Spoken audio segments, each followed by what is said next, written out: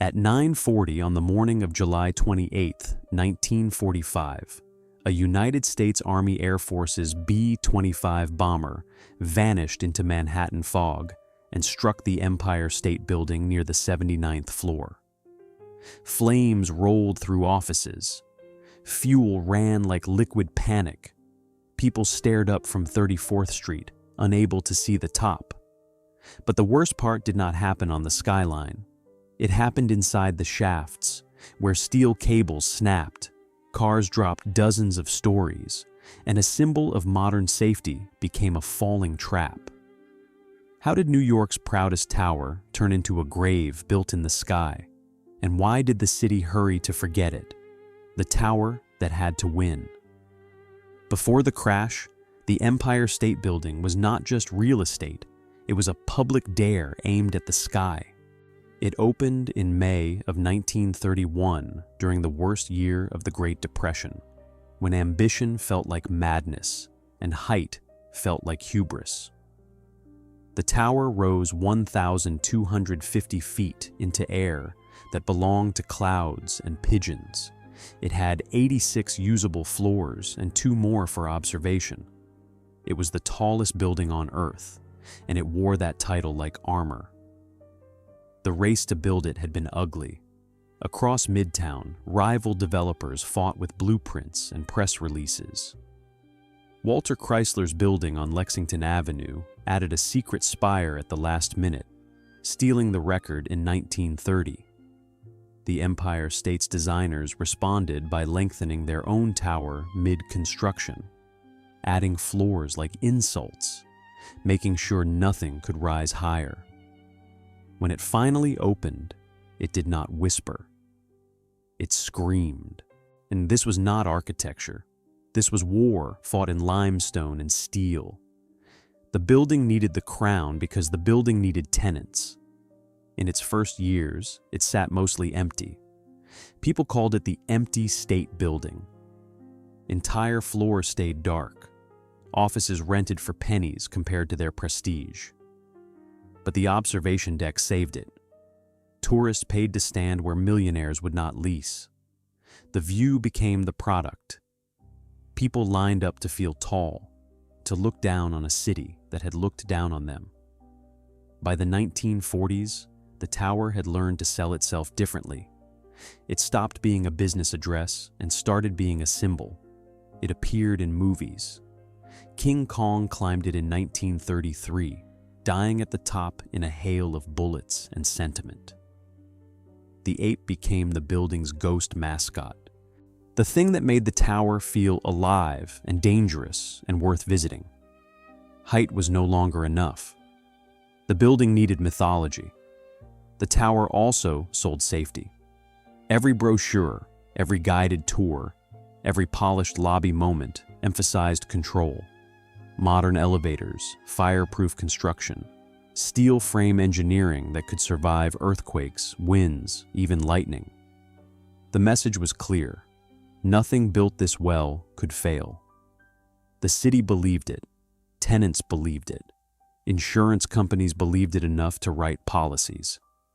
But the tallest thing in the city is also the most visible target.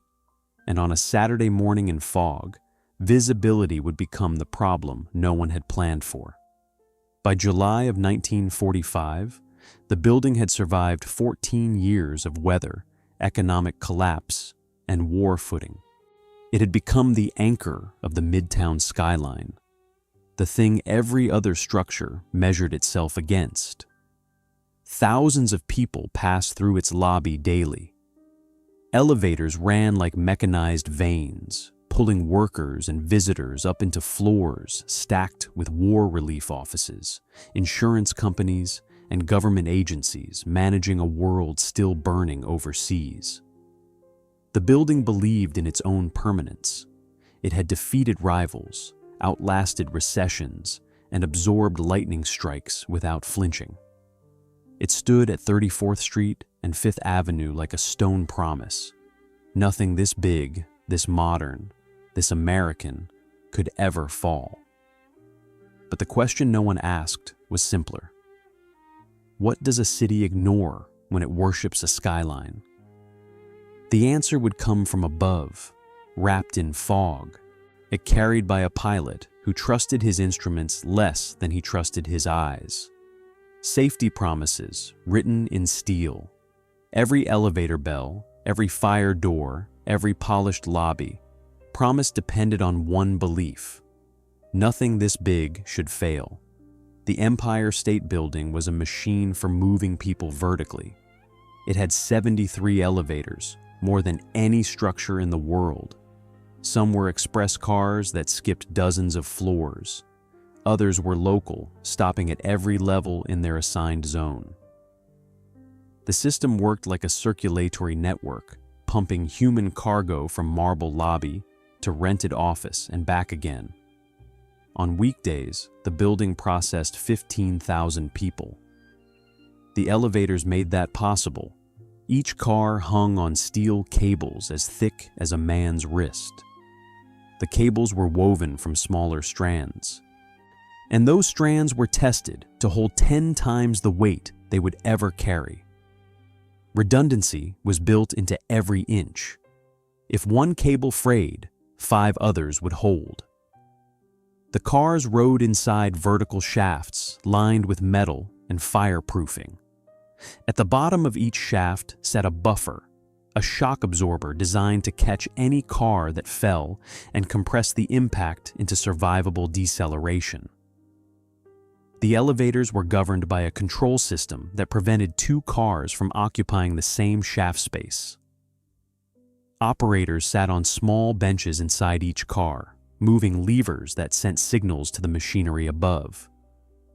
It was a ballet of precise timing. The building trusted the system completely. Fire safety was just as elaborate. The steel frame was wrapped in concrete and terracotta, materials that would not burn. Its stairwells were pressurized and separated from office floors by heavy doors. Sprinkler systems threaded through ceilings. The building had survived electrical fires, small blazes from cigarettes, and kitchen accidents in the ground floor restaurants. Every time the fire department arrived, checked the scene, and confirmed what everyone already believed: the tower was too well built to burn. On weekends, the population thinned. Saturday meant skeleton crews, maintenance workers, a few tenants catching up on paperwork. The observation deck stayed open because tourists did not take days off. But the lobbies felt emptier. Elevator operators ran fewer cars. The building exhaled. July 28, 1945, was a Saturday. The weather had turned the city into a muffled, damp enclosure. Fog rolled in from the harbor and climbed the streets, erasing the tops of buildings. From the ground, you could see 20 or 30 floors up before the stone dissolved into gray. The top of the Empire State Building vanished completely. Inside, people worked. On the 79th floor, women staffed desks for the National Catholic Welfare Conference, a war relief organization. They typed letters, filed reports, answered phones. The war in Europe had ended in May. The war in the Pacific was grinding toward a conclusion everyone hoped would come soon. The office existed to help families locate missing soldiers, send care packages, coordinate chaplain services. It was bureaucratic kindness, repetitive and necessary. The tower rose 1,250 feet from sidewalk to roof. The 79th floor sat roughly 960 feet above Fifth Avenue. 86 floors held offices, with 2 more dedicated to observation. On a clear day, visibility extended 50 miles. On July 28th, visibility ended at the windows. 73 elevators moved along their programmed routes. The building processed approximately 1,200 people that morning, far below weekday capacity, but still enough to keep the system active. Each elevator shaft ran floor to floor in steel-lined channels, and each channel was separated by walls designed to contain fire and prevent catastrophic failure. The architects had imagined many disasters. They had not imagined all of them. The tower's daily operations relied on routines so smooth they felt automatic. Operators knew their cars. A maintenance staff knew which floors needed attention. Security guards knew the rhythms of entry and exit. On weekends, those rhythms slowed but never stopped. The building never slept. It idled. Inside this idling machine, 14 people were about to die. 24 more would be injured. The fire would be controlled in roughly 40 minutes, and the building would reopen for business within days. But for a brief window, the safest skyscraper in the world would become a trap built from the same systems designed to protect it. The fog hid the top from anyone looking up, but it also hid the city from anyone looking down. And at 9:30 that morning, a B-25 bomber was trying to do exactly that. Find Manhattan by descending through cloud, hoping to see the ground before the ground saw him. What happens when the building's safest systems become its most dangerous corridors? The answer would come from the shafts, where cables were designed to hold everything except a direct impact, and where redundancy worked until it did not. The fog that changed the map. On that Saturday morning, visibility collapsed, and Manhattan became a maze of muted silhouettes and wrong turns. Lieutenant Colonel William Franklin Smith, Jr. was flying a B-25 Mitchell bomber from Bedford Army Airfield in Massachusetts to Newark Airport in New Jersey. The plane was a medium bomber, twin-engine, built for war. But this was not a combat mission. Smith was ferrying the aircraft for maintenance, carrying 2 crew members and 1 passenger. The war in Europe was over. The war in the Pacific was weeks from its end. This was supposed to be routine, since Smith was an experienced pilot. He had flown combat missions. He knew the airplane and trusted his training. But that morning, the weather had other plans. Fog covered the eastern seaboard like a wet blanket. Visibility dropped to nothing. Smith flew on instruments, tracking his heading and altitude by needle and gauge. He radioed the control tower at LaGuardia Field as he approached New York, asking for clearance and conditions. The controller warned him. The fog was too thick for visual navigation. He should stay high, stay clear, avoid descending until he had the runway in sight. Smith acknowledged. But as he crossed into Manhattan airspace, something changed. He descended anyway. Pilots in that era trusted their eyes more than their instruments. Instrument flying was still a developing skill, taught in training, but often abandoned in practice. Pilots wanted to see the ground, the rivers, the landmarks. Flying blind felt unnatural. Smith may have believed he could duck below the cloud deck and find Newark visually. He may have thought the fog would thin as he dropped. He may have been confident that his experience would guide him through. At 9:40, the bomber broke through the fog layer at around 900 feet above street level. Smith suddenly had visibility, but he was far too low, far too close, and moving far too fast to correct. The city spread below him in a tight grid of stone and steel, and directly ahead, filling his windscreen, was the Empire State Building. The tower emerged from the gray like a wall. There was no time to climb, no time to bank hard enough to miss. The plane was committed, and Smith may have pulled back on the controls. He may have shouted. The 2 crew members may have understood what was happening in the final second. Or maybe it was simply too fast for recognition, just the fog, and then the stone, and then the impact.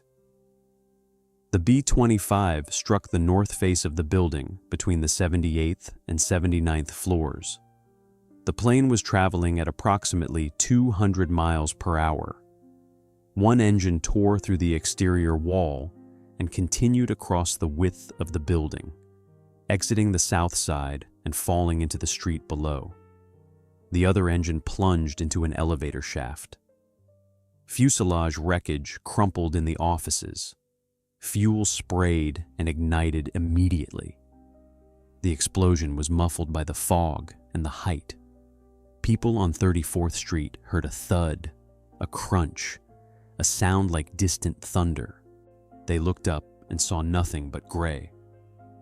Inside the building, the 79th floor became fire and debris in seconds. Desks shattered, walls collapsed, flames spread along pools of aviation gasoline. The women working for the National Catholic Welfare Conference had no warning. The plane appeared and erased part of their world in the time it takes to blink. Smith and his crew died on impact. The passenger, a sailor hitching a ride, died instantly. Their bodies were found in the wreckage hours later, identified by dental records and uniform fragments. The plane had disintegrated, metal shards embedded in walls. The cockpit became shrapnel. The bomber created a hole roughly 20 feet wide and 20 feet tall in the building's facade. The fire started at the point of impact and pushed outward, feeding on gasoline, wood furniture, and paper files. Smoke filled the upper floors. The sprinkler system activated, but the volume of fuel overwhelmed it in the immediate zone. The fire found oxygen and burned hot. On the street, people gathered in confusion. The fog hid the impact site. Some thought they heard an explosion. Others thought it was construction. A few saw debris falling, dark shapes tumbling through the mist. But no one could see the top. The building's crown was invisible. Inside, survivors on the 79th floor stumbled through smoke. Some found stairwells and descended. Others crawled toward windows, hoping for air. The fire spread slower than the panic. Office doors became barriers, hallways filled with heat. People made decisions in seconds: run or hide, stairs or elevators, trust the building or abandon it. The worst was still coming. The plane's engine, the one that plunged into the elevator shaft, had severed cables. And in the shafts, the building stopped being architecture and became gravity with doors. 1 second, the dream was at its peak. The tower stood invincible, modern, and safe.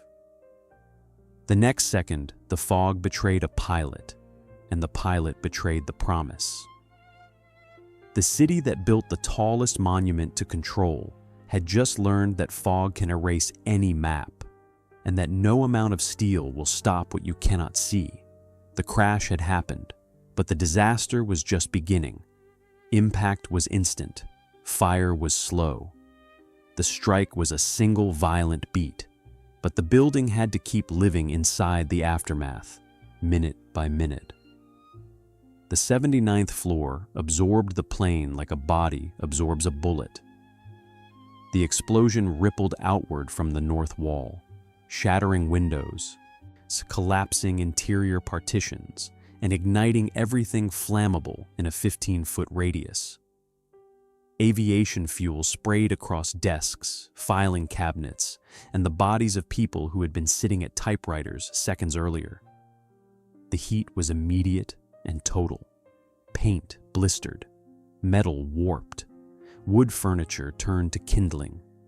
The hole in the building's exterior was roughly 20 feet wide and 18 feet high, a ragged wound in the limestone skin. Through it, smoke poured into the fog, invisible from the street, but absolute from inside. The offices of the National Catholic Welfare Conference occupied most of the 79th floor. 10 people worked there that morning. 6 died in the first seconds. The others had minutes to decide if they would survive. One woman, Catherine O'Connor, was sitting near a window when the plane hit. The blast threw her backward. She landed in debris, her clothing on fire, her skin burned across her arms and face.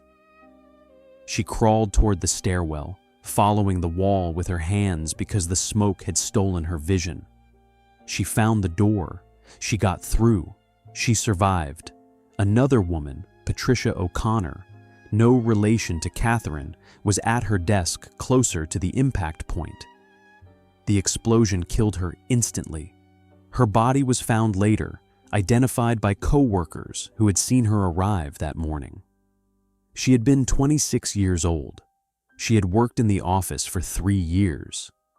She had come in on a Saturday to finish paperwork because the weekday schedule was too chaotic. The fire did not explode across the floor. It grew methodically, fed by gasoline pools and spreading along furniture and paper trails. The sprinkler system activated, but the fuel burned hotter than water could suppress. The fire found drafts from broken windows and followed them, climbing walls and moving through open doors. It was slow enough that people in adjacent offices had time to react, fast enough that hesitation cost lives. On the 78th floor, directly below the impact, workers felt the building shudder. Ceiling tiles cracked and fell. Dust filled the air. Some thought it was a bomb. Others thought the building was collapsing. One man, Donald Maloney, ran to the stairwell and began descending, counting floors as he went, expecting each step to be his last.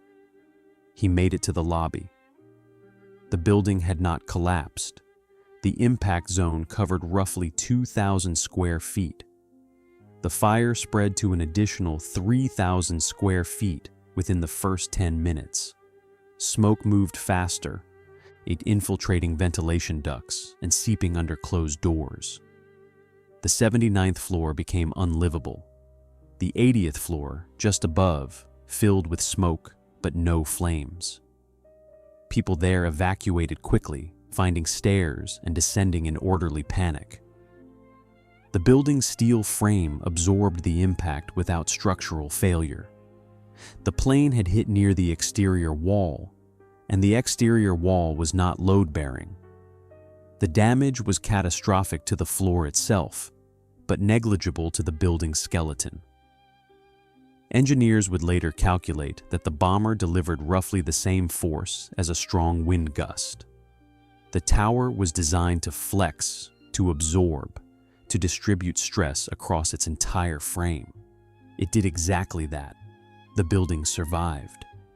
But the people did not have a steel frame. They had skin and lungs and the need for breathable air. The fire burned for 40 minutes before firefighters brought it under control. In that time, smoke reached the 86th floor. People on the observation deck were evacuated down emergency stairs, guided by staff who had trained for fire drills, but never imagined this scenario. 14 people died in total. 3 were the bomber crew. 11 were building occupants, most of them women working in the Catholic Welfare Office. 24 more were injured, suffering burns, smoke inhalation, broken bones from falling debris, and trauma from the blast itself. The numbers were small compared to the size of the disaster people had imagined when they heard an airplane had hit the Empire State Building. But each number was a name, a face, a family that would receive a telegram or a phone call explaining that Saturday had been the last morning. The hole in the building remained visible once the fire was out and the smoke cleared. Workers covered it with tarpaulins within hours. Photographers captured images from the street, showing the gap in the tower's side like a missing tooth. The pictures ran in newspapers across the country. But the fog that had caused the crash also softened the visual impact. The top of the building stayed hidden during the critical first hour, so the crowds that gathered below could not fully see what had happened. The disaster felt distant, muted, theoretical. Inside, the fire left char and ruin. Desks were reduced to frames, paper files burned to ash. The floor was slick with water from fire hoses and sprinklers. The smell of aviation fuel mixed with burned wood and scorched insulation. Recovery workers entered wearing masks, stepping carefully over debris, looking for bodies and documenting the scene. The elevator shafts were worse. Smoke had filled them, turning them into vertical chimneys. But smoke was not the only thing moving in the shafts. The plane's engine, the one that had punched through the building and into the elevator system, had severed cables in at least 2 shafts. And when cables snap, elevators fall. Who was trapped above the damage line, and who was trapped below it? The answer depended on which stairwell you found, which elevator you trusted, and whether you made your decision in the first minute or the 5th. The building had become a test of instinct, and not everyone passed. But the worst story, the one that still reads like impossible fiction, happened in a shaft where gravity and luck collided in the span of seconds. That story would define the crash more than any fire, more than any casualty count, more than any photograph of a hole in the side of the tower. It happened when elevators turned into weapons. When elevators turned into weapons. In the shafts, the building stopped being architecture and became gravity with doors. The B-25's engine, the one that tore through the 79th floor and kept going, entered elevator shaft number 6. It was a local elevator serving floors in the mid-70s. The engine, still carrying momentum from the plane's 200-mile-per-hour impact, smashed through the shaft wall and severed the cables suspending the car. The steel strands snapped like threads. The car, which had been ascending from the 60th floor, lost its support and began to fall. Inside the car was Betty Lou Oliver. She was an elevator operator, 20 years old, working her Saturday shift. She had been burned in the initial explosion when flaming debris fell into the elevator lobby on the 79th floor where she had been standing. Rescuers found her, treated her burns as best they could, and placed her in an elevator to take her down to ground level for medical transport. They chose car number 6. They closed the door. They sent her down. The car fell 75 floors. Betty Lou Oliver survived. This is not mythology. This is not exaggeration. This is documented fact, verified by medical records, eyewitness testimony, and the physical investigation that followed. She fell approximately 1,000 feet in an elevator car that should have killed her instantly, and she lived to describe it. Her survival is listed in the Guinness Book of World Records as the longest survived elevator fall in history. But the record does not explain how. The fall lasted seconds. The car accelerated as it dropped, reaching speeds that should have resulted in total destruction on impact. At the bottom of the shaft sat a buffer system, a spring and oil shock absorber designed to catch cars that descended too quickly and ease them to a stop. The buffers were built to handle minor failures, not free falls from 70 floors up. But the buffers worked, sort of. The car hit the buffers at lethal speed. The impact should have been fatal, but 2 things saved Betty Lou Oliver. First, the cables that had been severed did not disappear. They fell into the shaft ahead of the car, coiling at the bottom and creating an additional cushion of tangled steel. Second, the shaft itself had filled with air pressure during the fall. The car acted like a piston in a cylinder, compressing the air below it and creating a cushion that slowed its descent in the final moments before impact. The combination of cable coils, compressed air, and the buffer system reduced the force just enough. Betty Lou Oliver was pulled from the wreckage unconscious, critically injured, but alive. She had a broken pelvis, a fractured spine, severe burns from the original explosion, and internal injuries from the impact. She spent months in the hospital. She endured surgeries, rehabilitation, and the slow reconstruction of a body that had absorbed trauma designed to kill. She never worked as an elevator operator again. She never spoke publicly about the fall in detail.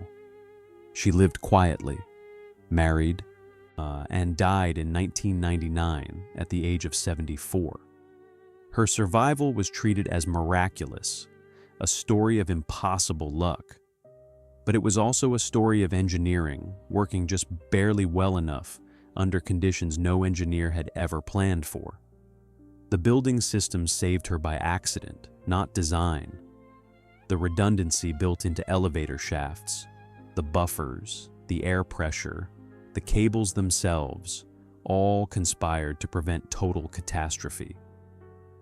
But the same systems killed others. In another shaft, a different car fell a shorter distance. The passengers inside were already dead from smoke inhalation before the cables snapped. Their car crashed into the basement, and their bodies were recovered hours later.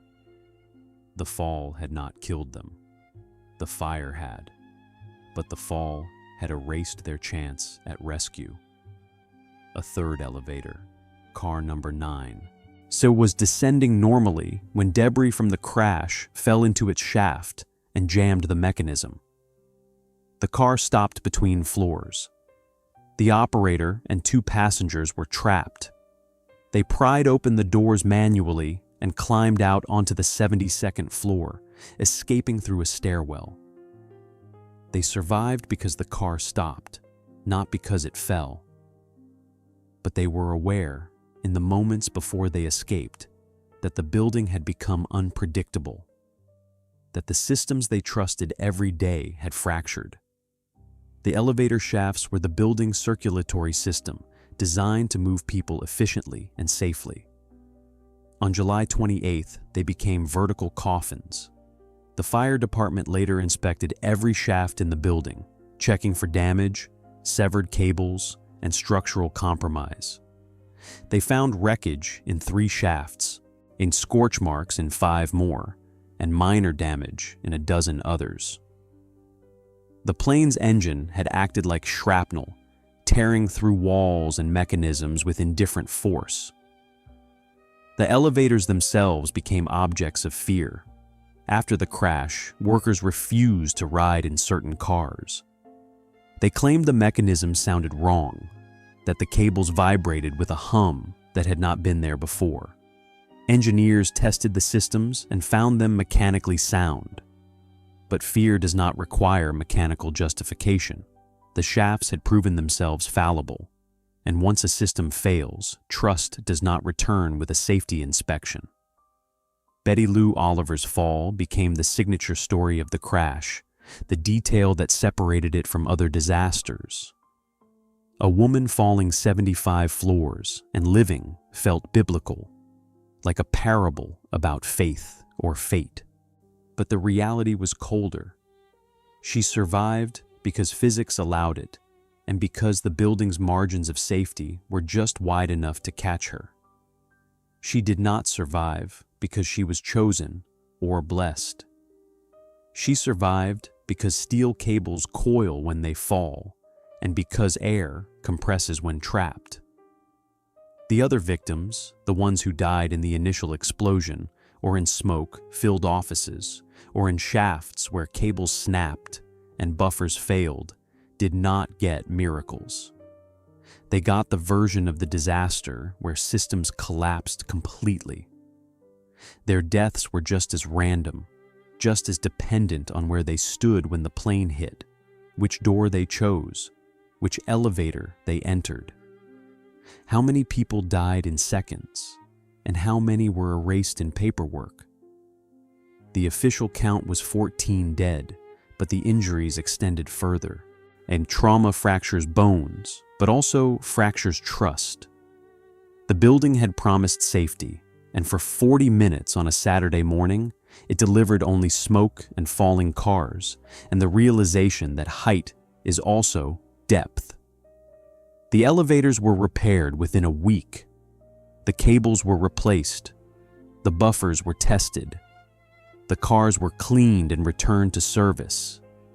But the memory of the fall, of Betty Lou Oliver descending 75 floors in seconds and somehow living, stayed in the shafts like an echo.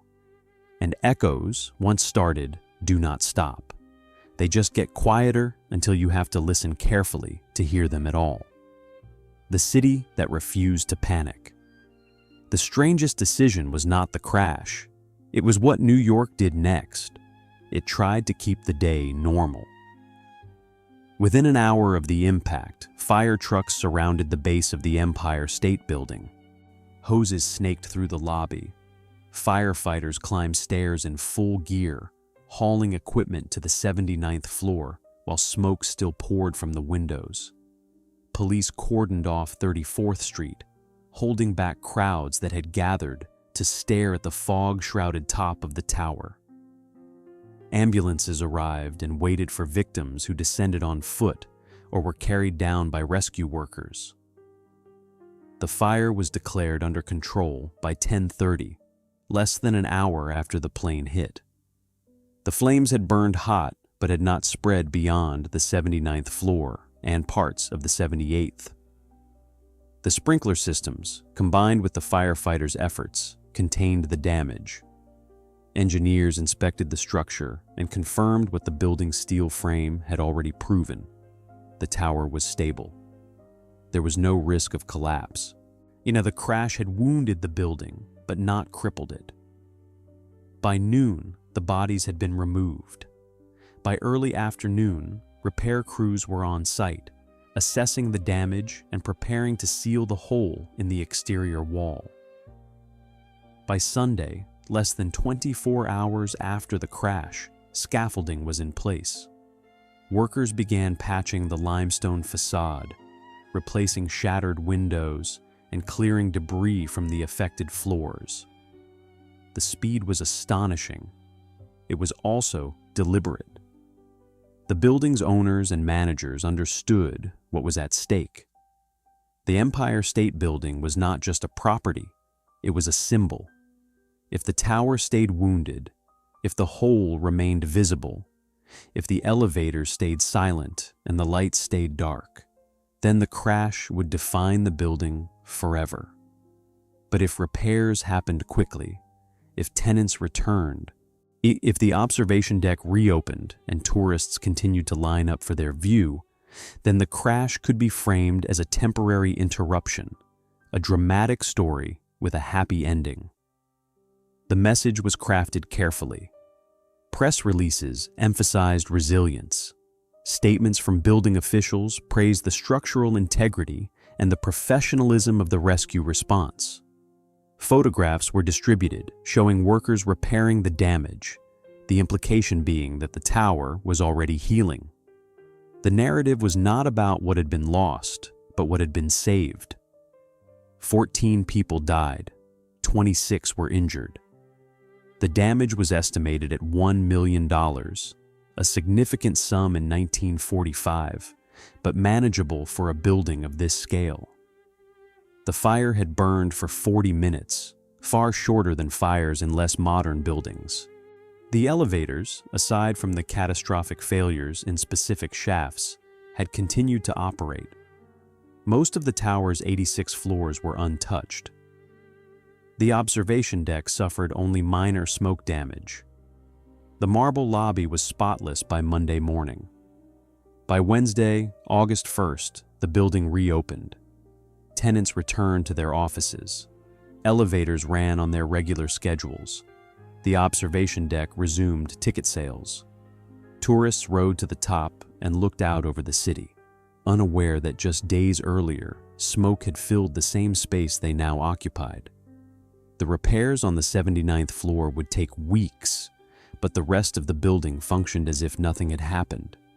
The speed felt efficient. It also felt evasive. There was no memorial service held in the lobby, no moment of silence observed. on no plaque installed to mark the event. The dead were acknowledged in newspaper obituaries and private funerals, but the building itself moved forward without pausing. The message was clear: the Empire State Building could not afford to mourn. Mourning implied fragility, and fragility threatened occupancy rates. The crash happened during a specific moment in American history. The war in Europe had ended in May. The war in the Pacific was nearing its conclusion, with Japan's surrender just 2 weeks away. The country was exhausted but also desperate for normalcy. People wanted to celebrate. They wanted to feel victorious. A plane crashing into the tallest building in the world on a foggy Saturday morning did not fit the narrative the nation was trying to tell itself. So the crash was reported, analyzed briefly, and then filed away.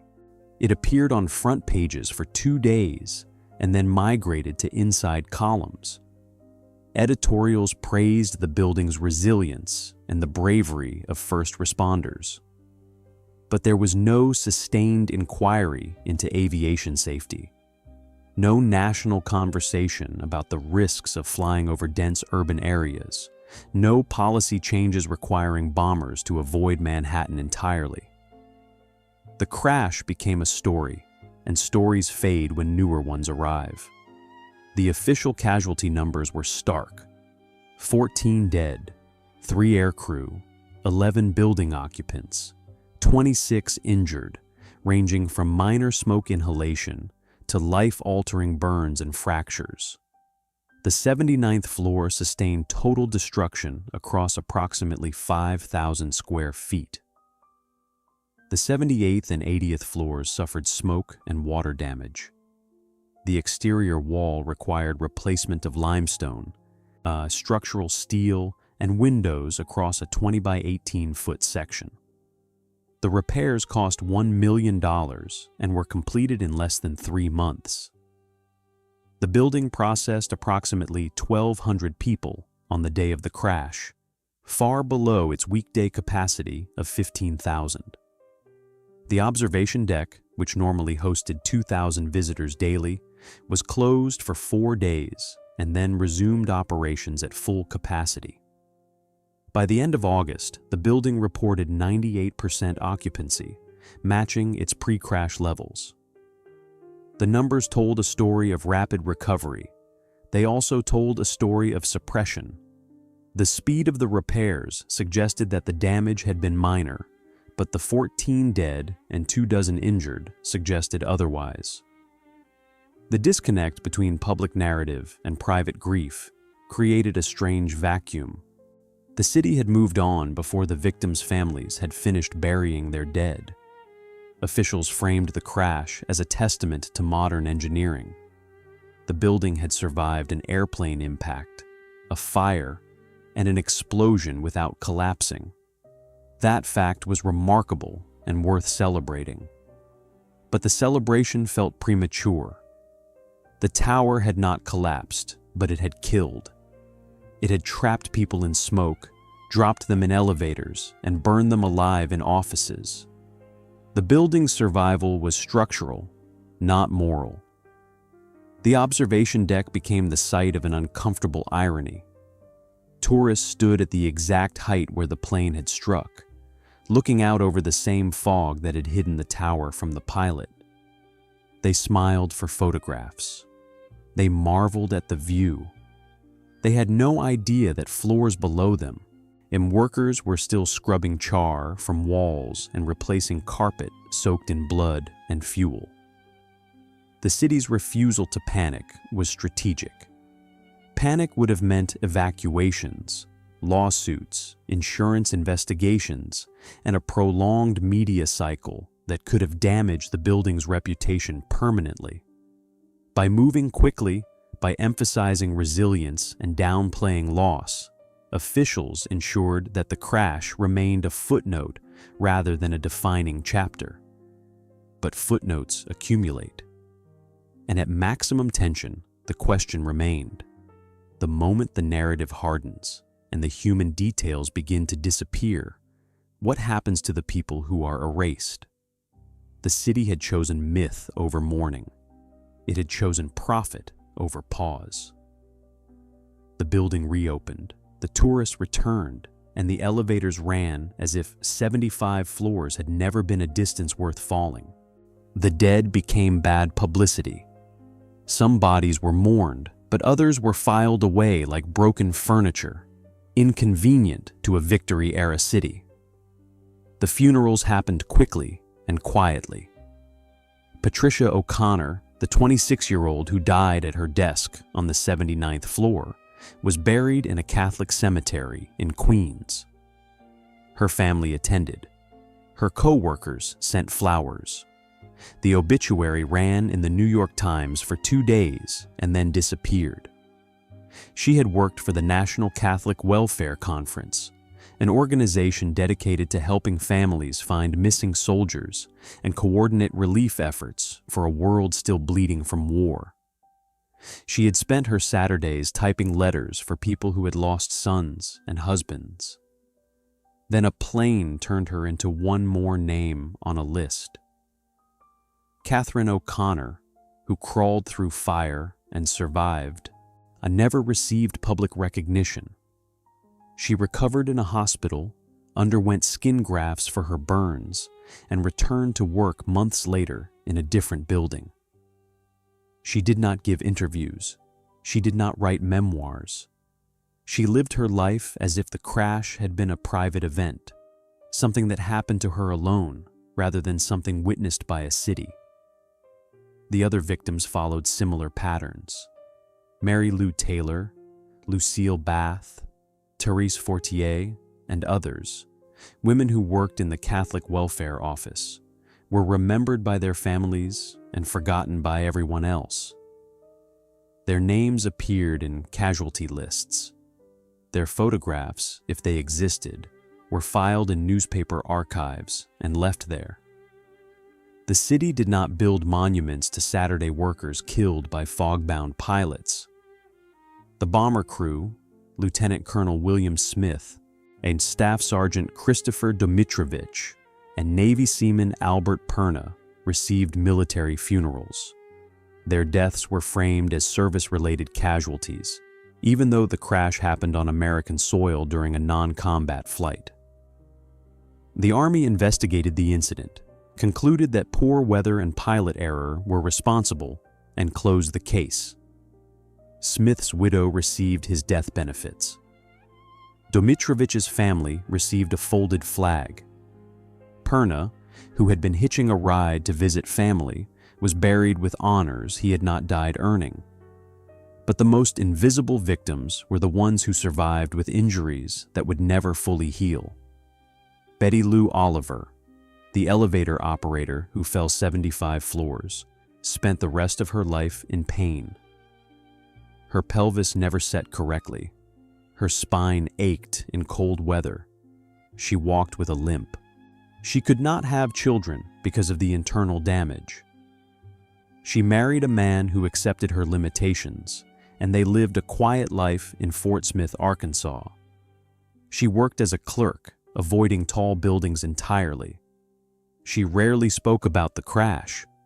When she did, she described it in practical terms: the fall, the impact, the hospital, the recovery. She did not describe it as a miracle. She described it as something that happened to her body, something her body had to manage. The 26 injured victims included people with burns, broken bones, smoke damage to their lungs, and psychological wounds that would take decades to name properly. Some returned to work in the Empire State Building. Others refused. One man, who had been on the 78th floor and escaped down a stairwell, and developed a phobia of elevators so severe that he took jobs only in single-story buildings. He never explained this to employers. He simply avoided height. The crash occurred at a moment when the nation was saturated with death. World War II had killed over 400,000 Americans. Families had spent years receiving telegrams and organizing funerals. The country was exhausted from grief. When 14 more people died in a plane crash in New York, the emotional bandwidth to process that loss simply did not exist. The victims were absorbed into the larger death count of the war era, as if their deaths were part of the same vast catastrophe rather than a separate, preventable disaster. The end of the war compressed time. Japan surrendered on August 15, 1945, just 18 days after the crash. The city erupted in celebration. Times Square filled with sailors and civilians kissing strangers and waving flags. The Empire State Building turned on its lights, illuminating the skyline in a display of triumph. The observation deck stayed open late so people could watch the city celebrate below. The 79th floor was still under repair. The walls were still charred. The smell of fuel and smoke still lingered in closed spaces. But the lights were on, and the tourists were back, and the crash had become something that happened in the past tense, already historical, already distant. The families of the dead did not feel distant. They felt robbed of closure, robbed of recognition, robbed of a narrative that made their losses feel significant.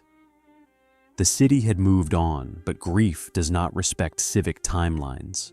One widow wrote a letter to the New York Times asking why the building had reopened so quickly, why there had been no investigation into safety failures, why her husband's death felt like a clerical error rather than a tragedy. The letter was not published. The National Catholic Welfare Conference relocated to a different floor in the building. The 79th floor was eventually repaired, repainted, and re-leased to a different tenant. The furniture was replaced. The windows were replaced. The walls were replastered. The space where women had typed letters and filed reports became a different kind of office, occupied by people who did not know what had happened there. This erasure was not accidental. It was systematic. The building's owners understood that memory is bad for business. Haunted spaces do not lease well. Floors where people died are floors that tenants avoid. So the history was scrubbed, the repairs were completed, and the 79th floor became interchangeable with every other floor in the building. But the people who had been there, the ones who survived, could not scrub their memories. They carried the crash inside them. They flinched at the sound of airplanes overhead. They avoided fog. They took stairs instead of elevators, even when stairs meant climbing 20 floors. Their bodies remembered what the building wanted to forget. The war's timing created another layer of invisibility. The atomic bombs dropped on Hiroshima and Nagasaki in early August killed hundreds of thousands of people. The images of mushroom clouds and flattened cities dominated newspapers and newsreels. Compared to that scale of destruction, a plane crash in Manhattan felt small. 14 deaths could not compete with 100,000. The dead of the Empire State Building were footnotes to the dead of Japan, who were themselves footnotes to the dead of Europe, who were themselves part of a war that had consumed entire generations. Who gets remembered when the nation wants a happy ending? The answer was clear. Heroes get remembered. Victories get remembered. Monuments to triumph get remembered. But office workers who died on a Saturday, killed by fog and a pilot's mistake, those people get filed away. Their deaths become statistics in insurance reports, entries in casualty databases, names on lists that no one reads. The crash should have sparked a national conversation about aviation safety over urban areas. It should have led to regulations requiring military aircraft to avoid densely populated zones.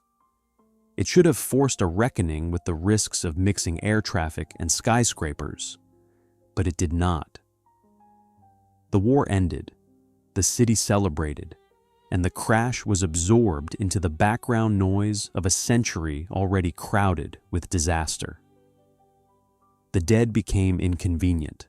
They reminded people that the tallest building in the world was also a target. They reminded people that modern engineering could fail. They reminded people that safety was provisional, contingent, and fragile. So the dead were mourned privately and ignored publicly, and the building carried on as if they had never existed at all. Repairs that looked like erasure.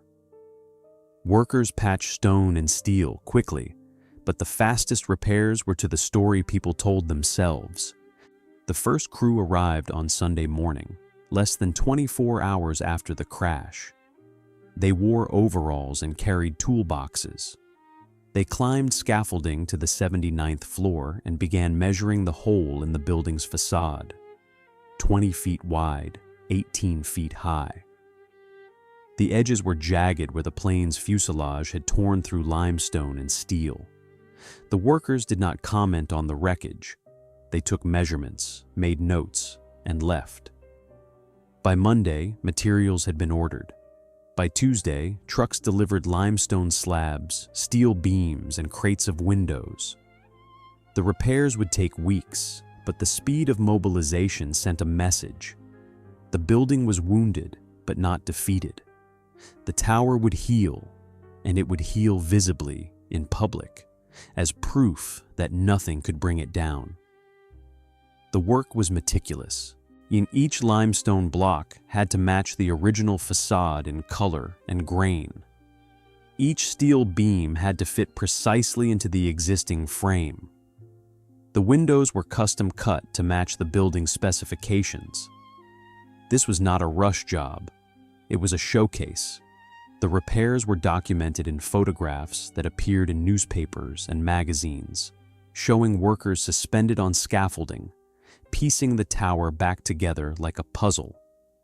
Inside, the 79th floor required total reconstruction.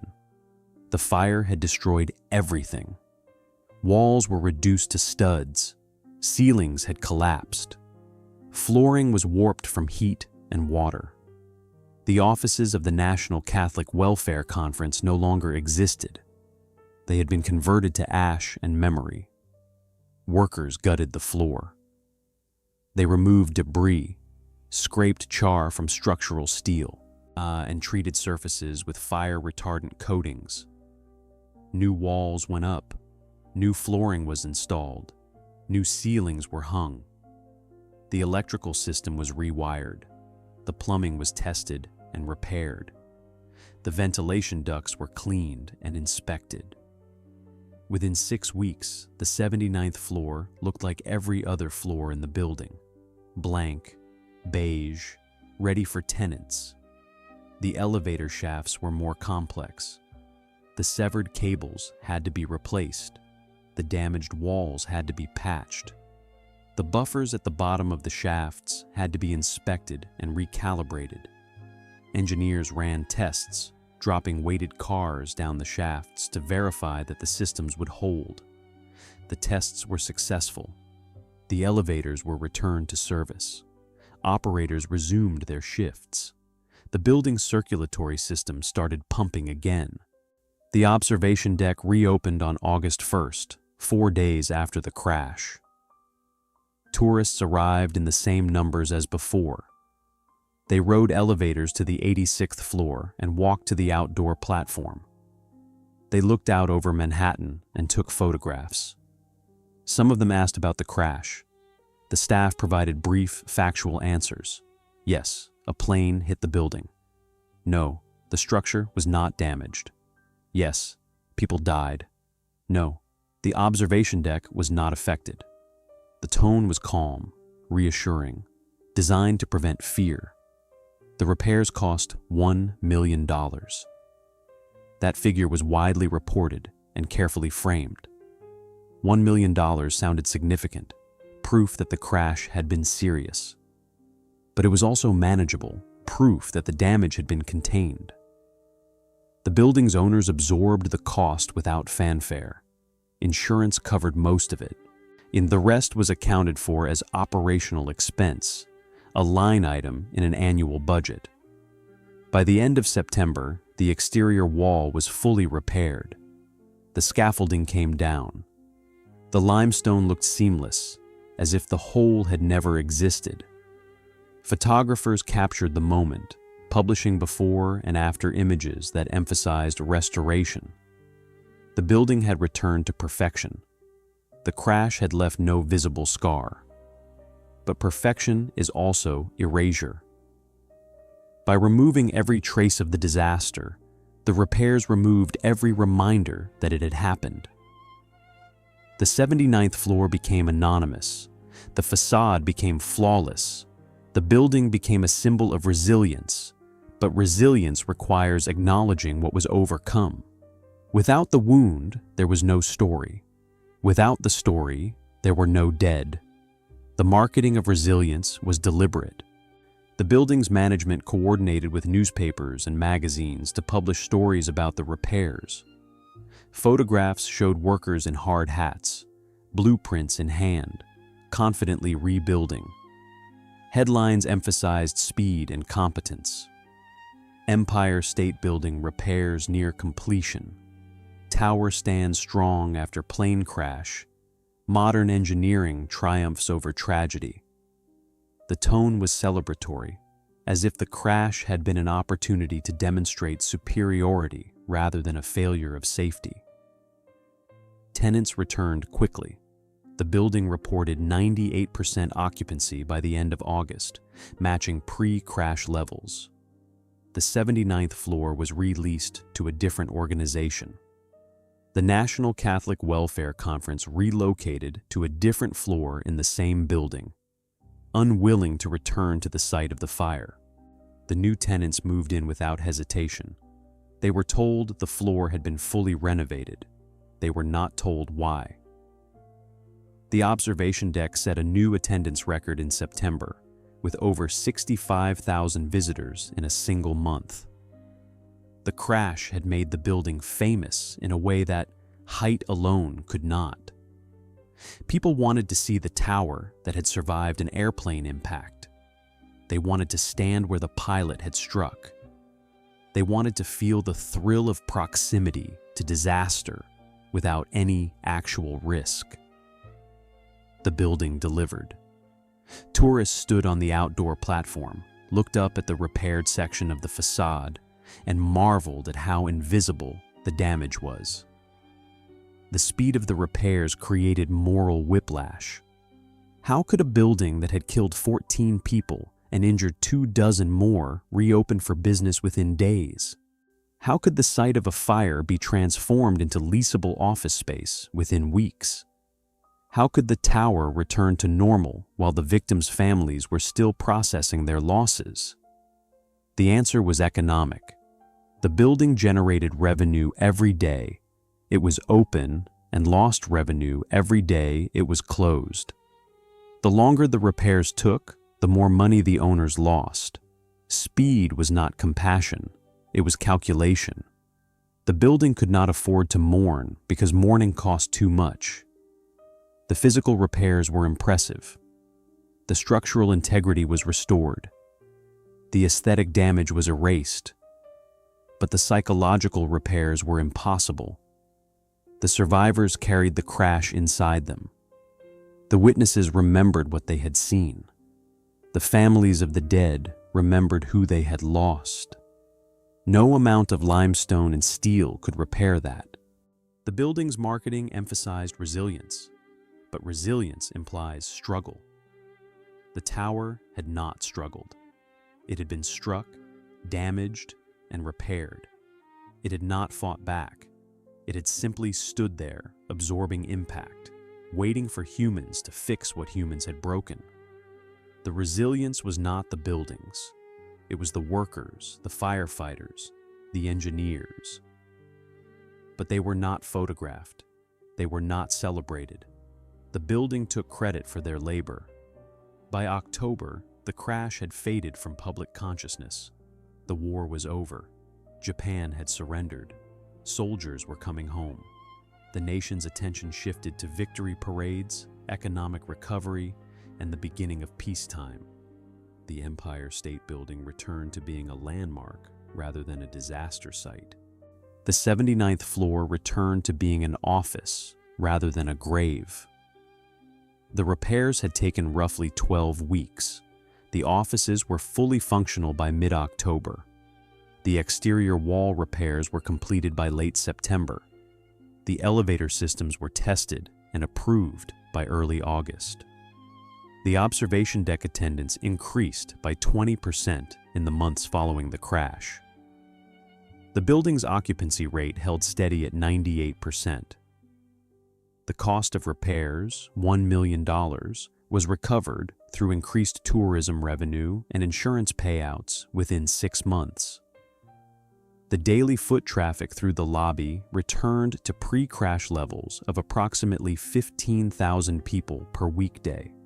The tower remained the tallest building in New York and the tallest in the world until the completion of the World Trade Center in 1970.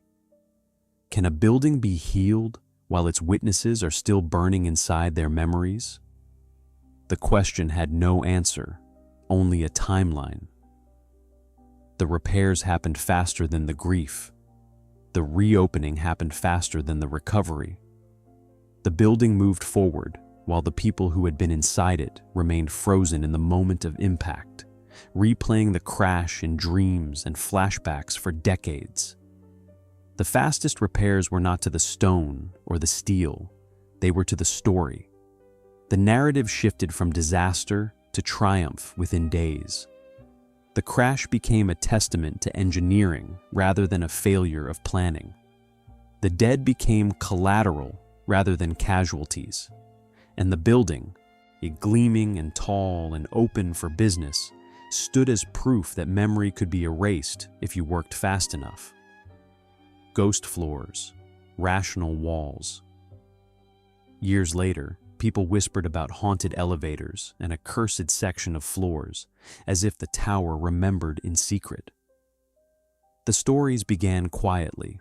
An elevator operator in the 1950s reported that car number 6, the one Betty Lou Oliver had fallen in, made strange sounds. A hum that was not mechanical, a vibration that did not match the rhythm of ascent or descent. She mentioned it to maintenance. They inspected the car and found nothing wrong. The sounds continued. A janitor working the overnight shift in the 1960s claimed he heard typing on the 79th floor when the offices were empty. He checked the floor and found no one. The desks were dark. The chairs were pushed in, but the sound of keys striking paper persisted, faint but insistent, until he left and locked the door behind him. Security guards reported cold spots in the stairwells near the 79th floor, places where the temperature dropped 10 degrees for no reason. Engineers checked the ventilation system and found it functioning normally. The cold remained. These stories accumulated over decades. They were shared among staff, passed from one shift to the next, repeated until they became part of the building's unofficial history. The tower was haunted, or so the whispers claimed. The 79th floor was cursed. The elevator shafts carried ghosts. The building remembered the crash in ways that blueprints and engineering reports could not capture. The explanations, when they came, were rational. The sounds in elevator car number 6 were likely caused by worn bearings or misaligned tracks. Elevators are machines. They age. They develop quirks. The vibration could have been a resonance in the cable system, a harmonic frequency that occurred under specific load conditions. The fact that the sound resembled a hum or a moan was coincidence, or pareidolia, the human tendency to hear patterns in noise. The typing sounds on the 79th floor were harder to explain, but still explainable. Old buildings settle, pipes expand and contract. Ventilation systems produce white noise that can mimic rhythmic patterns. The human brain, especially in isolation, interprets ambiguous sounds as familiar ones. A janitor alone on an empty floor at 3 in the morning is primed to hear ghosts. His expectation shapes his perception. The cold spots were likely drafts caused by air leaks in the stairwell seals. Tall buildings are subject to stack effect, the phenomenon where temperature differences between floors create air currents. Warm air rises, cold air descends, and the stairwells act as vertical channels for that movement. A poorly sealed door or a cracked window could create a localized cold zone without any supernatural cause. But rational explanations do not erase emotional truth. The people who worked in the Empire State Building, who rode its elevators and walked its halls, knew that something had happened there. They knew that people had died. They knew that Betty Lou Oliver had fallen 75 floors and lived. They knew that fire had burned and cables had snapped and bodies had been carried out. Now that knowledge colored their experience of the building. It made ordinary sounds feel ominous. It made empty spaces feel occupied. Survivor trauma played a role. Catherine O'Connor, who had crawled through fire and survived, avoided the building entirely after her recovery. When asked why, she said the place felt wrong. She could not explain it more specifically than that. The building that had nearly killed her felt hostile, as if it had intent. She knew that was irrational. Buildings do not have intent, but the feeling persisted. Confirmation bias also contributed. Once the idea of a haunting took hold, every unexplained event became evidence. An elevator door that opened on an empty floor was not a mechanical glitch. It was a ghost. A flickering light in a stairwell was not faulty wiring. It was a spirit. The narrative fed itself, growing stronger with each retelling. But there was also something deeper. Tall buildings have always carried an element of unease. They defy gravity. They concentrate thousands of people in vertical space. They create environments where humans live and work suspended hundreds of feet above the ground, dependent on mechanical systems to keep them safe. When those systems fail, even briefly, the illusion of safety collapses. People are reminded that they are vulnerable, that the building is only as reliable as its weakest cable or its oldest pipe. The Empire State Building, more than most, carried that weight. It was the tallest building in the world for decades. It was an icon. It was a destination. But it was also the site of a plane crash, a fire, and a 75-floor elevator fall. Those events did not happen in some distant history. They happened in the same shafts and stairwells that people used every day. The past was not separate from the present. It was layered beneath it, accessible through memory and association. Some employees developed rituals to manage their unease. They avoided certain elevators. They took specific stairwells. They refused to work late on the 79th floor. These behaviors were not based on evidence. They were based on comfort. The rituals created a sense of control in a space that had proven itself uncontrollable. Paranormal investigators visited the building over the years, conducting overnight vigils with electromagnetic field detectors and audio recorders. They claimed to capture evidence: unexplained voices, temperature fluctuations, shadows moving in empty corridors. The building's management denied them access after several incidents where investigations disrupted normal operations. The investigators interpreted the denial as proof that the building had something to hide. The truth was more mundane. The building's management did not want ghost stories. Ghost stories were bad for business. Tenants did not want to lease space in a haunted tower. Tourists did not want to visit a cursed observation deck. The goal was to keep the building ordinary, functional, and profitable. Paranormal claims threatened that goal. But the stories persisted.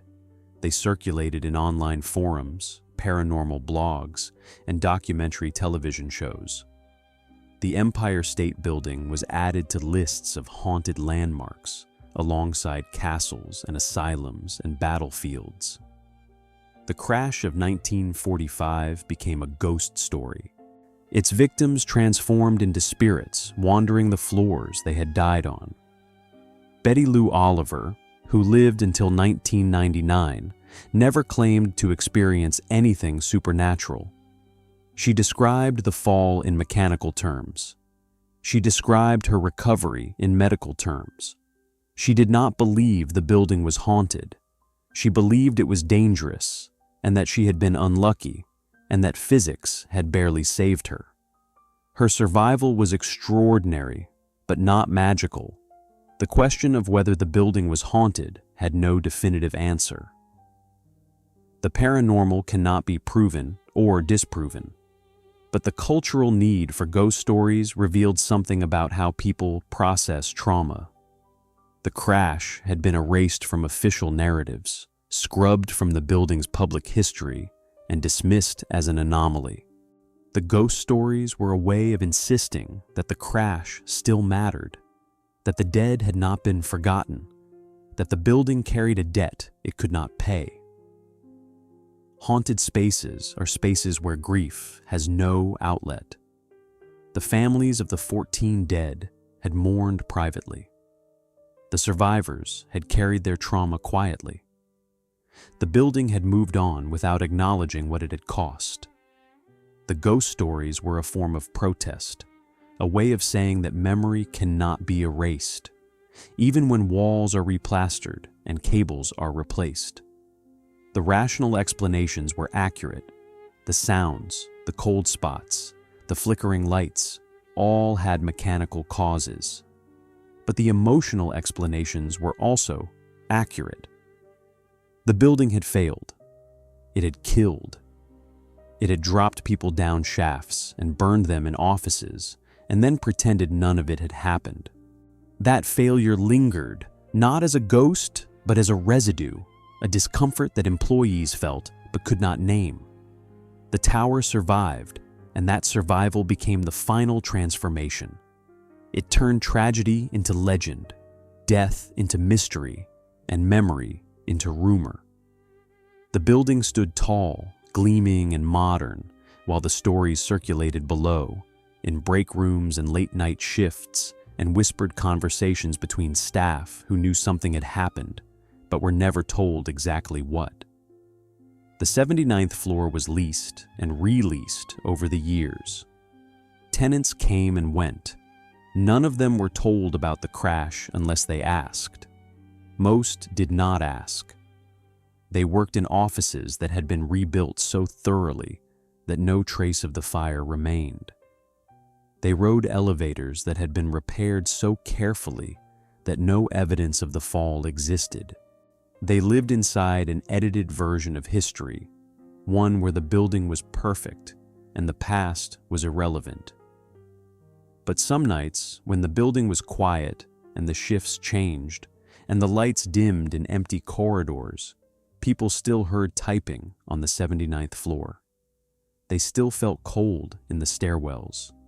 They still heard the hum in elevator car number 6.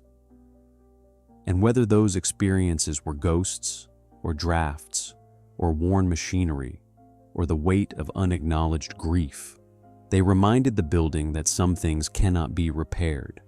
They can only be carried, the record that hid the wound. The Empire State Building kept its crown in the public mind, and that victory quietly buried the day it failed. When the World Trade Center opened in 1970, the Empire State Building lost its title as the tallest structure in the world. The reign had lasted 39 years, but by then, the title no longer mattered. The building had become something more valuable than tall. It had become iconic. The tower appeared in films, postcards, tourist brochures, and skyline photographs, It was the visual shorthand for New York, the single structure that represented the city to the rest of the world. Its image sold everything from Broadway shows to real estate investments. The building was no longer just architecture. It was brand. The crash of 1945 should have been part of that brand. It was dramatic, tragic, and historically significant. It involved an airplane, a fire, and the longest survived elevator fall in history.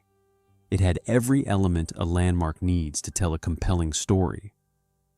But the building's owners chose silence instead. The decision was strategic. Iconic buildings cannot afford to be associated with failure. Monuments must be invulnerable. If the Empire State Building was remembered as the tower a plane crashed into, then it would be defined by the crash rather than by its height, its design, or its cultural significance. The crash had to be minimized, contextualized, and eventually forgotten. This worked. By the 1980s, most visitors to the observation deck had never heard of the crash. When asked, they expressed surprise. A plane hit this building? When?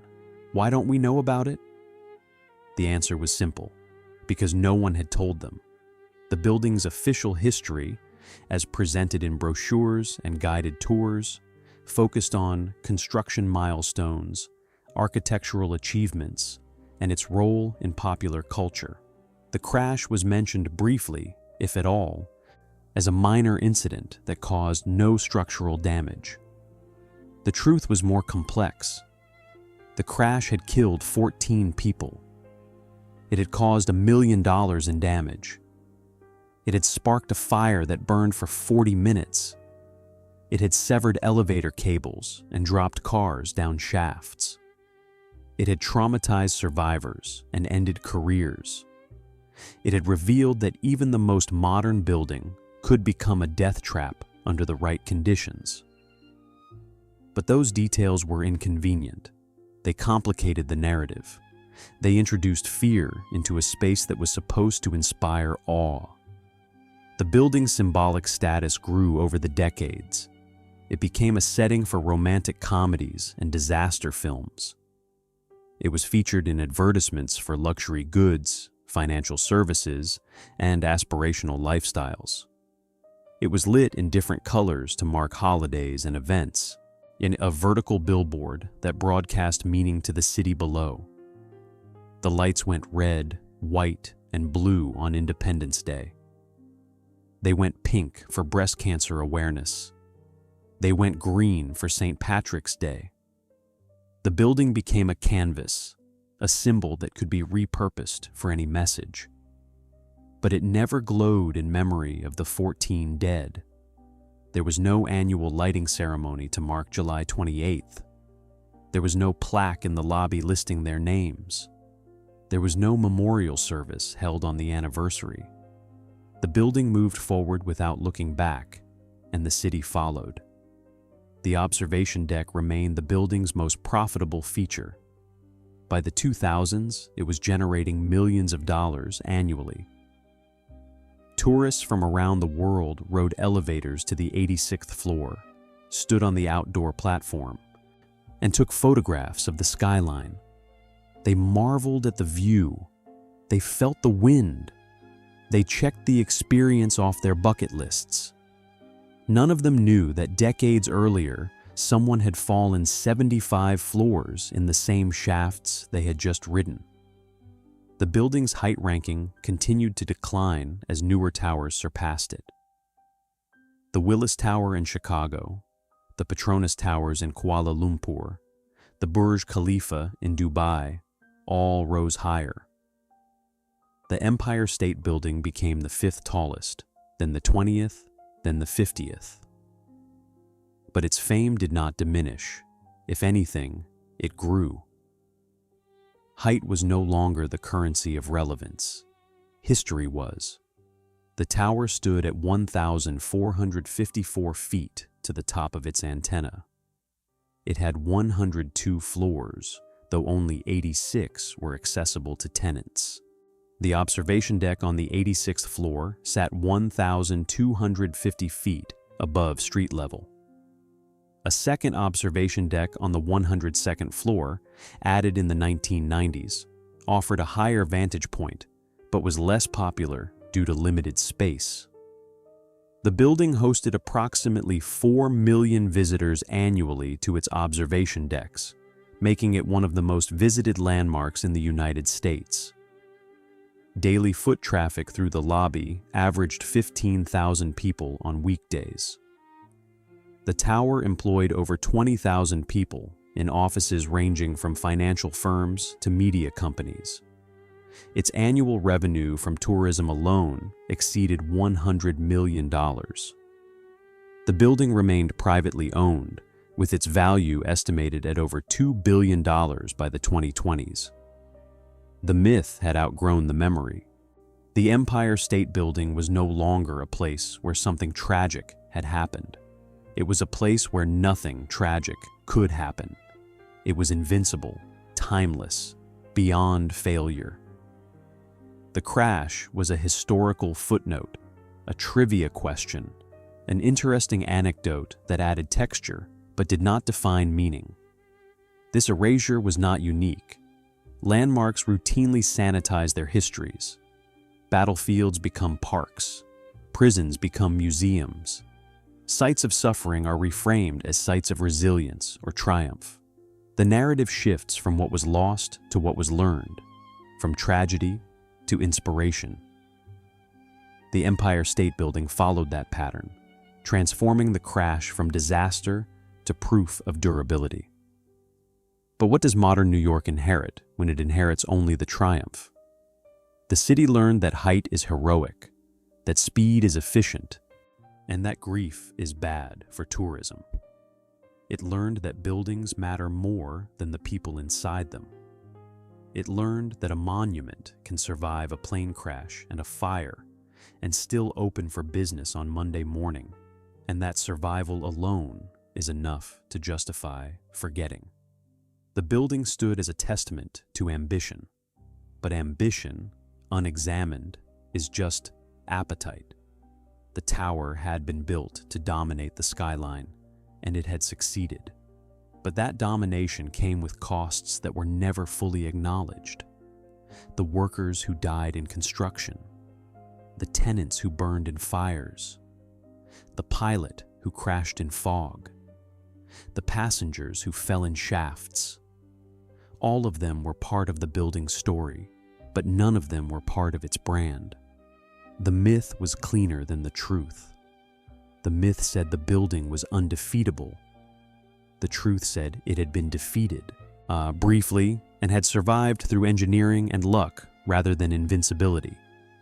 But myths are more profitable than truth. Myths sell tickets. Truth raises questions. So the myth prevailed. The crash was not erased entirely.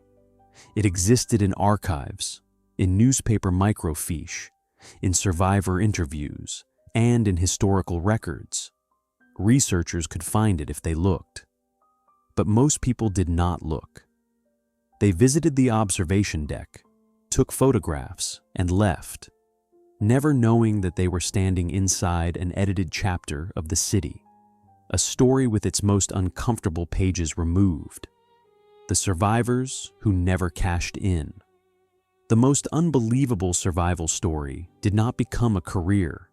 It became a private burden carried quietly for decades. Betty Lou Oliver married in 1948. Her husband's name was Oscar. He worked in construction, and they moved to Arkansas. She took a job as a clerk in a department store. She never mentioned the elevator fall to coworkers. She never mentioned it to most of her friends.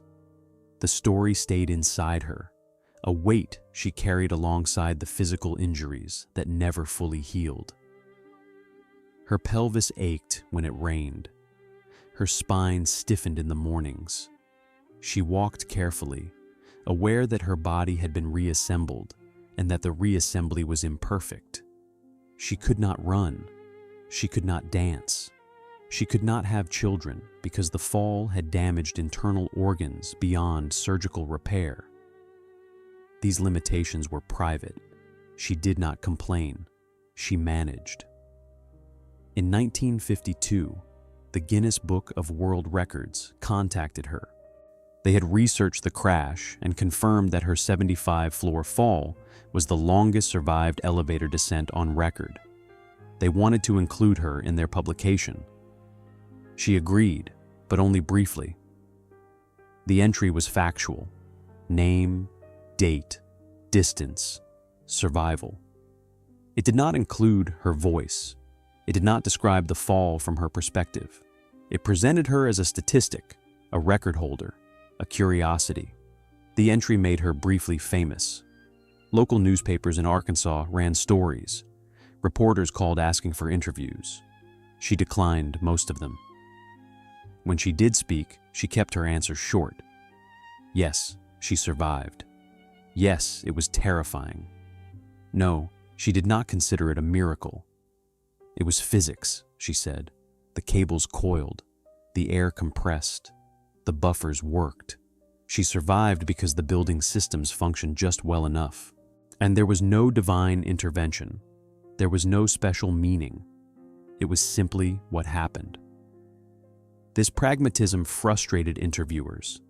They wanted emotion. They wanted gratitude.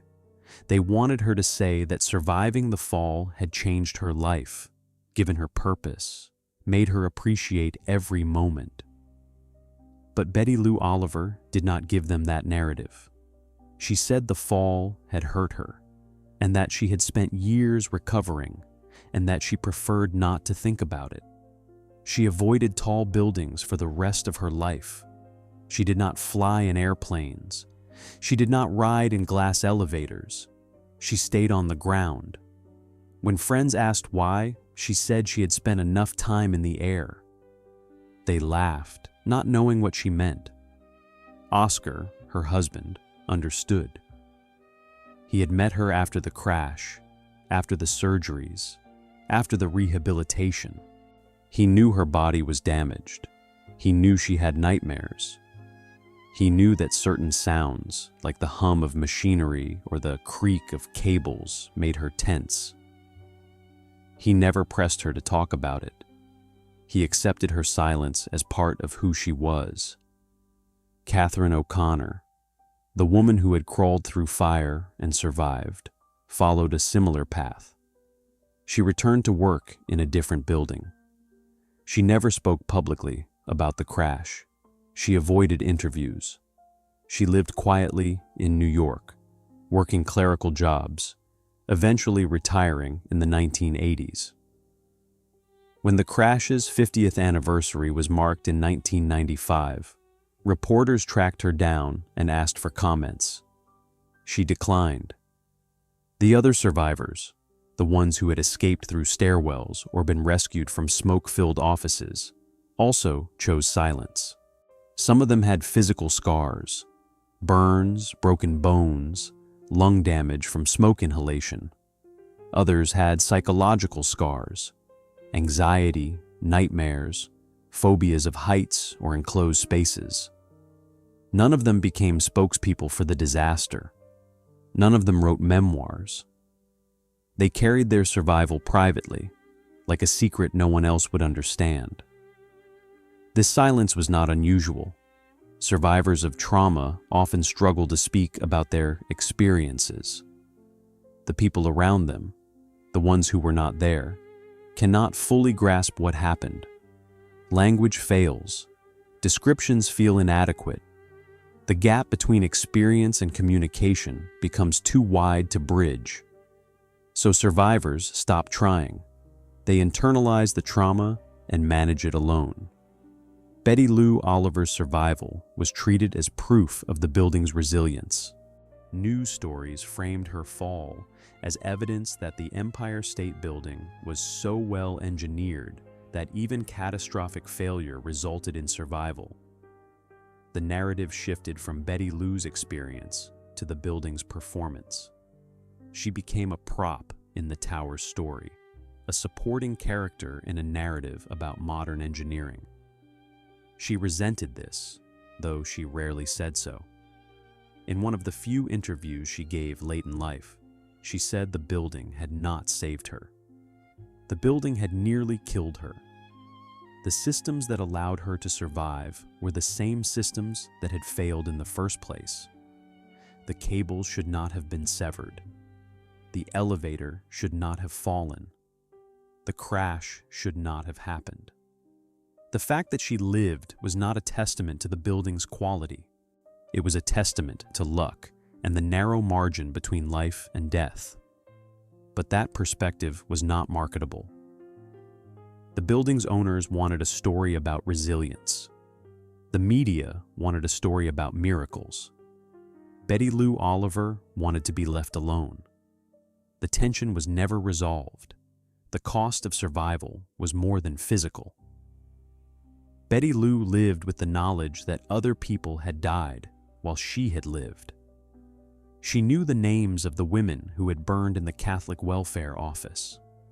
She knew they had been typing letters and filing reports when the plane struck. She knew they had not had time to escape. She knew that her survival, however improbable, was also arbitrary. She could have been on a different elevator. She could have been on a different floor. She could have been one of the dead. That arbitrariness haunted her. Survivors often experience guilt, the irrational but persistent feeling that they should have died along with the others. Betty Lou never articulated this guilt explicitly, but it shaped her life. She did not celebrate her survival. She did not feel chosen or blessed. She felt like someone who had been standing in the right place at the right time, and that place happened to be inside a falling elevator car that landed on coiled cables and compressed air instead of solid concrete. Other witnesses who returned to work under repaired ceilings carried similar burdens. They rode elevators that had been inspected and certified safe. They walked through lobbies that had been cleaned and polished. They worked on floors that had been replastered and repainted. But they remembered. They remembered the smoke, the screams, the confusion.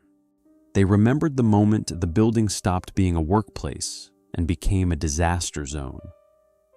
Some of them developed compulsive behaviors. They checked exit signs every time they entered a room. They counted stairwells. They avoided the 79th floor entirely, taking stairs to bypass it even when elevators were available.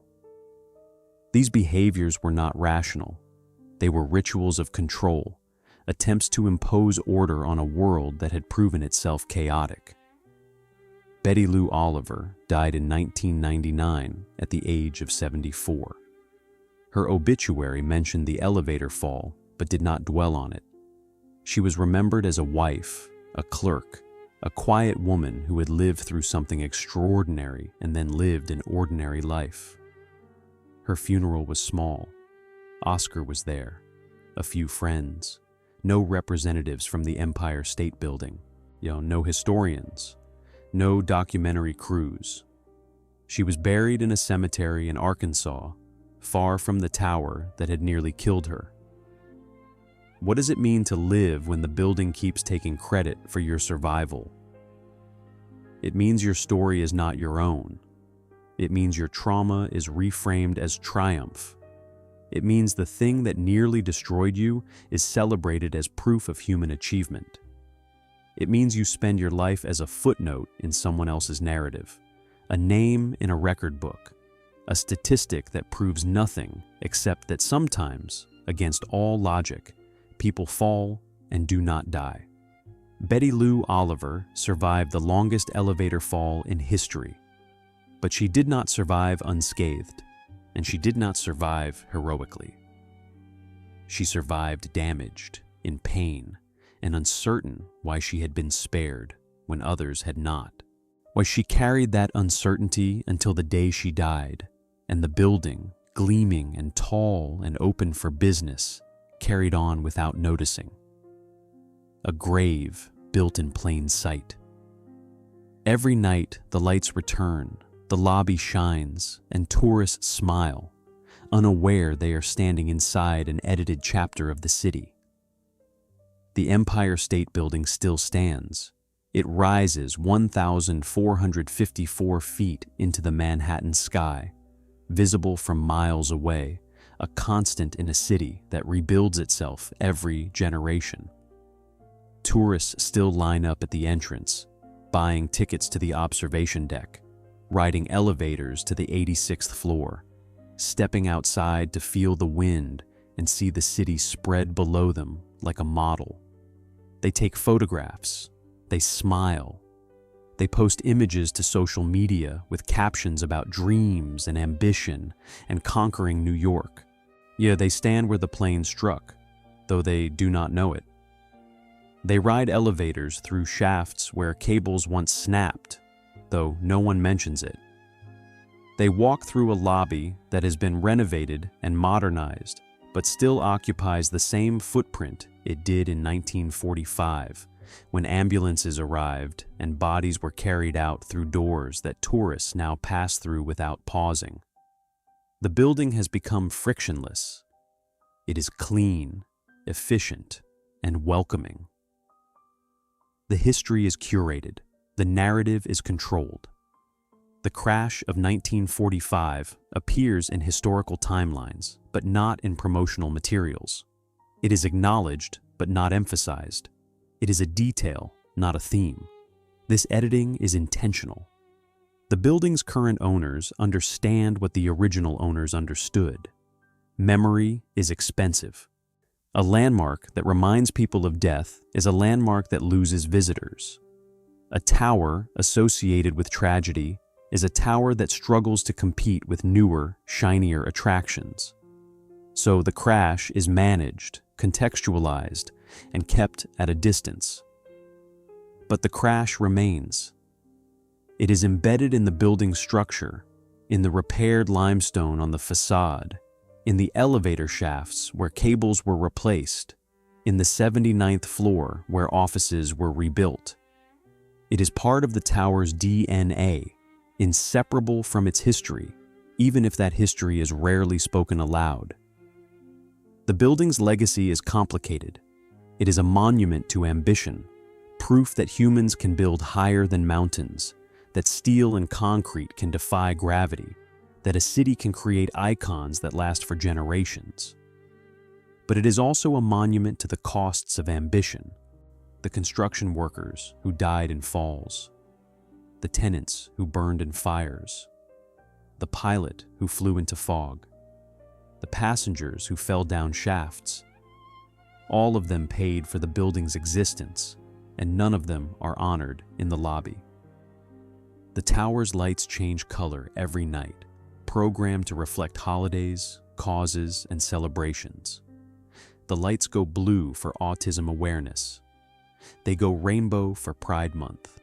They go gold for childhood cancer awareness. Each lighting is announced on social media with hashtags and photographs and messages of support. But the lights never go dark for the 14 dead of July 28th, 1945. There is no annual observance, no moment of silence, no recognition that the building's history includes not just triumph, but also loss. This omission reflects a broader truth about how cities remember. Landmarks are edited versions of history. They emphasize achievement and minimize failure. They celebrate builders and erase the built upon. They turn complex, morally ambiguous stories into simple, inspiring narratives that fit on plaques and tour scripts. The Empire State Building is not unique in this. It is typical. But the building's scale makes the omission more glaring. This is not a small structure. It is one of the most famous buildings in the world. Millions of people visit it every year. Millions more see it in films, photographs, and advertisements. It is a global symbol, and yet the story it tells is incomplete. The 79th floor is currently occupied by a corporate office. The employees work in cubicles and conference rooms, yet unaware that they are sitting where women once burned to death. The floor has been renovated multiple times since 1945. The walls are new, the carpet is new, the furniture is new, but the location is the same. The floor is still 960 feet above Fifth Avenue. The windows still look out over the same city the women in the Catholic Welfare Office saw on the morning they died. The elevators run smoothly. The cables are inspected regularly. The buffers are tested. The safety systems have been upgraded with modern technology. The building is safer now than it was in 1945. But safety is always provisional. It is contingent on maintenance, on regulation, on vigilance. It can be compromised by fog, by pilot error, by a single moment of inattention. The crash proved that. It proved that even the most modern, most carefully engineered structure can become a trap under the right conditions. It proved that height is also vulnerability. It proved that ambition has a body count. The building processes approximately 12,000 people daily. The observation decks host 4 million visitors annually. The tower employs 20,000 people. The structure generates over $100 million per year in tourism revenue. Its real estate value exceeds $2 billion. It ranks as the 5th most visited tourist attraction in New York City and the 10th tallest building in the United States as of 2025. The tower's lights consume approximately 3 million kilowatt hours annually. The building undergoes a full exterior inspection every 5 years, with elevator systems inspected quarterly. The crash of 1945 remains the only aviation incident in the building's history. These numbers tell a story of success, efficiency, and enduring relevance. They also tell a story of scale. 12,000 people daily means 12,000 potential casualties in a disaster. 4 million visitors annually means 4 million people who trust that the building is safe, that the elevators will not fall, that the floors will not burn. That trust is built on a foundation of engineering, regulation, and memory. But memory, in this case, is selective. The question the building poses is simple and uncomfortable. If wealth can rebuild walls in days, why does it take generations to rebuild truth?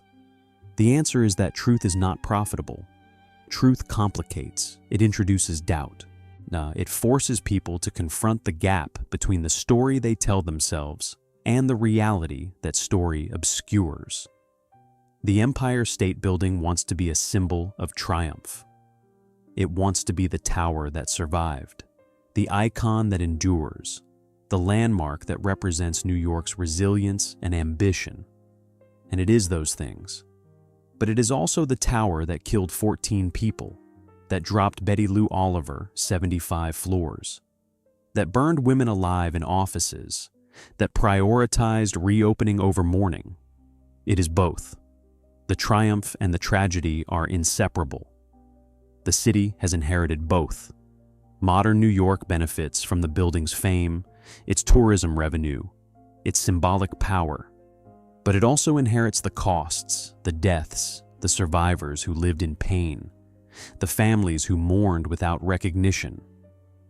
The inheritance is mixed, and the city has chosen to emphasize the positive and minimize the negative. This choice reflects a broader philosophy. Ambition demands a body count. Cities grow by erasing what came before. Skyscrapers rise on the graves of tenements. Highways cut through neighborhoods. Progress is measured in destruction as much as creation. The dead are the price paid for the living. And the living, most of the time, do not ask about the price. The Empire State Building is beautiful. It is impressive. It is worth visiting. But it is also a grave built in plain sight. a monument that conceals its casualties beneath layers of limestone and marketing. The tourists who ride its elevators do not know they are traveling through shafts where people once fell. The workers who occupy its offices do not know they are sitting where others once burned.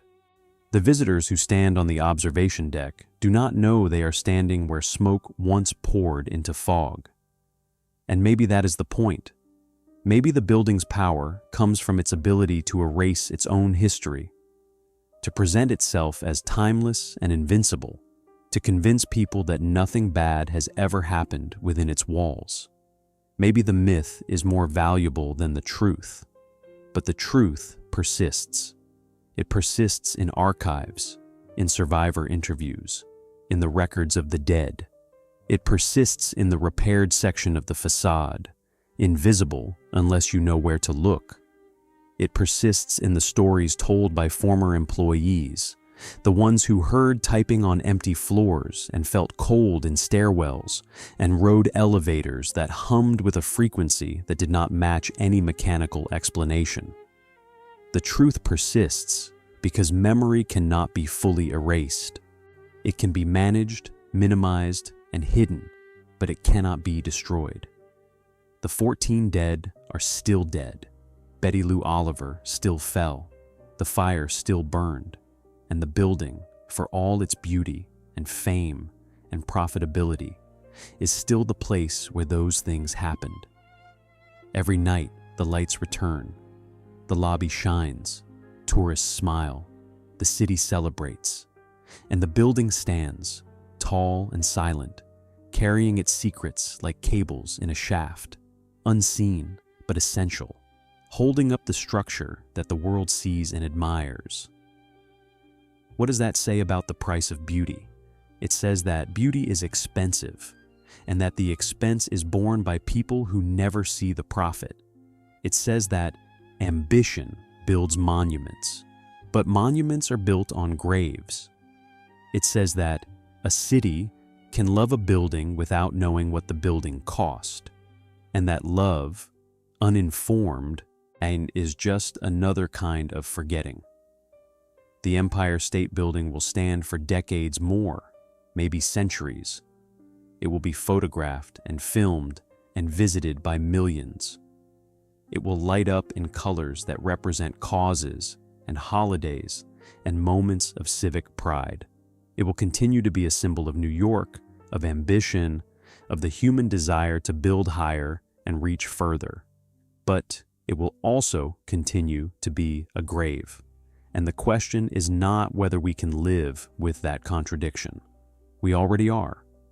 The question is whether we are willing to acknowledge it, to say out loud that the tower we love also killed, and that the beauty we admire was purchased with blood. The building offers no answer. It just stands there, gleaming and tall, waiting for the next sunrise, the next group of tourists, the next photograph.